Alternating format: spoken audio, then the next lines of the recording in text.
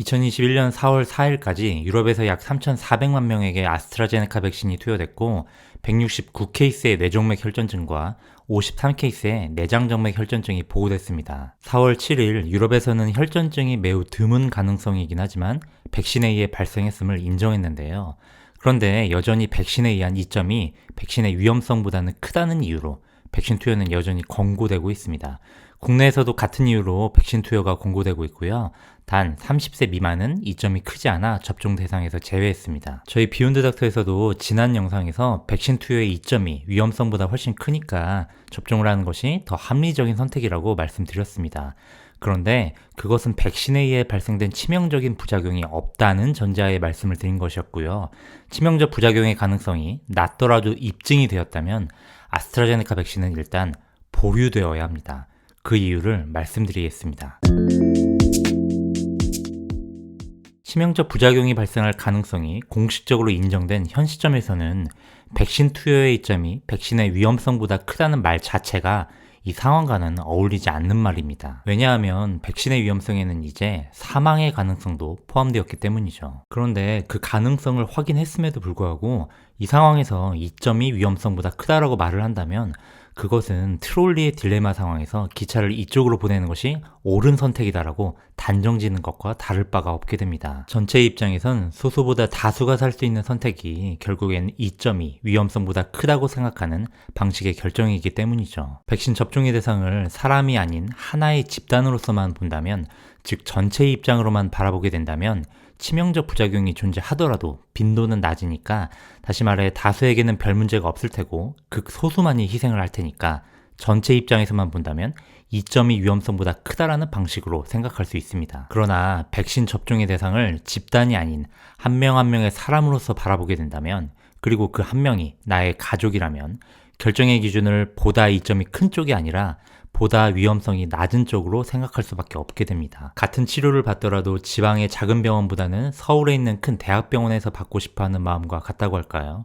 보다 위험성이 낮다고 생각되기 때문이죠. 자, 그러면 위험성을 최대로 낮추기 위해서는 어떻게 해야 할까요? 답은 간단합니다. 백신에 의한 치명적인 부작용이 생기지 않도록 가능성을 높여야겠죠. 그 방법에 대해 알아보겠습니다. 지난 4월 9일에 세계 최고 권위 약술지인 NEJM의 아스트라제네카 백신에 의한 혈전증 사례들이 보고됐는데요. 이 사례들에는 공통점이 있었습니다.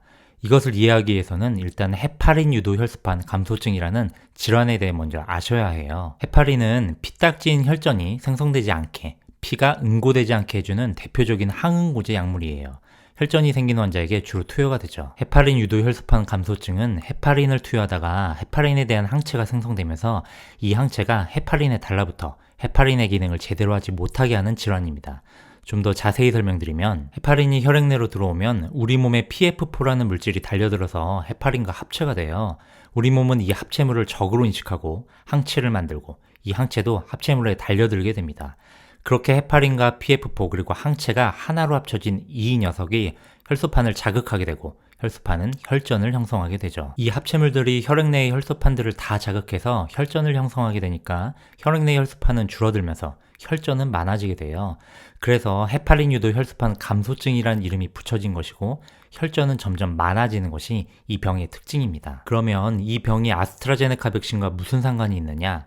아스트라제네카 백신에 의한 혈전증이 이 헤파린 유도 혈소판 감소증에서 생성된 혈전증과 기전이 매우 흡사하다는 것을 알게 된 거예요. 백신이 혈액 내로 들어오면 백신 안에 무언가가 PF4와 만나고, 이 상황에서 생성된 항체가 여기에 달려들고 이 합체물이 혈소판을 자극하게 되고, 혈소판은 혈전을 형성하게 되는 것입니다. 일반적으로 항체가 많이 생성될수록 혈전 발생 가능성도 높은 것으로 보고되었는데요. 정리해보면 이렇습니다. 헤파린 유도 혈소판 감소증의 경우 헤파린과 PF4에 대한 항체가, 아스트라제네카 백신 혈전증의 경우 백신과 PF4에 대한 항체가 대량으로 생성되면서 혈전증을 발생시키는데 핵심적인 작용을 하게 되는 것이죠. 즉, 누군가는 아스트라제네카 백신을 맞아도 항체가 적게 생성되니 문제가 없는 것이고, 누군가는 백신을 맞으면 항체가 대량 생성돼서 혈전증이 생기는 것입니다. 그렇다면 치명적인 부작용을 피할 수 있는 답이 나왔네요. 항체가 대량 생성될 가능성이 높은 사람은 아스트라제네카 백신을 피하면 되겠죠. 그러면 당연히 이러한 질문이 따라올 것 같습니다. 어떠한 사람이 백신과 PF4에 대한 항체가 대량 생성될 가능성이 높을까? 이 질문이 바로 오늘 영상의 핵심 메시지입니다. 이 문장을 보시면 이러이러한 조건이라고 써있는 이 부분을 일반적으로 백신의 접종 금기 대상이라고 표현합니다. 현 시점에서 필요한 것은 바로 백신의 접종 금기 대상을 규명화하는 것입니다. 물론 아직은 연구가 부족한 상황이니 정확하게 조건을 찾아내서 규명해내기는 어렵겠죠. 그래도 만일 아주 조금이나마 혈전 발생 가능성이 높은 사람이 있다면, 그리고 그 사람이 나의 가족이라면 일단은 백신의 접종 금기 대상에 포함시켜 놓는 게 너무나도 당연한 일 아닐까요? 예를 들어서 이전에 헤파린을 맞다가 혈전증이 발생한 이력이 있는 사람이라거나 다른 혈전 질환이 있었던 사람이거나 좀 더 보수적으로 본다면 자가 면역 질환이 있거나 헤파린을 이전에 맞은 적이 있거나 등등 이러한 부류의 사람들은 문제가 아예 없던 사람들보다는 백신 때문에 혈전이 발생할 가능성이 조금은 더 높지 않을까라고 누구라도 합리적인 추론을 해볼 수 있을 겁니다. 백신의 접종 대상을 하나의 집단으로만 바라보게 된다면 이득이 위험보다 크다는 단순한 사고방식으로만 판단하게 되기 때문에 30세 이하는 피하세요와 같은 획일화된 조건만을 내세울 수밖에 없게 됩니다. 그런데 이런 획일화된 조건에서는 희생자가 일부 나오게 될 가능성이 높아지죠. 예를 들어 나이가 31세인 사람은 접종 대상 기준에 해당은 되지만 만일 헤파린을 맞다가 혈전증이 발생한 이력이 있었다면 나이가 30세를 넘었다는 이유만으로 백신 접종을 하는 게 29세라서 나이가 어려서 백신 접종을 하지 않은 사람보다 정말로 이득이 더 클까요? 백신 접종자가 집단이 아닌 나의 한 명의 가족이라면 획일화된 기준이 아닌 이러한 세세한 사항까지 고민하지 않을 수가 없을 겁니다. 그렇기 때문에 지금 필요한 것은 아스트라제네카 백신의 접종 금기 대상을 하루빨리 만드는 것입니다.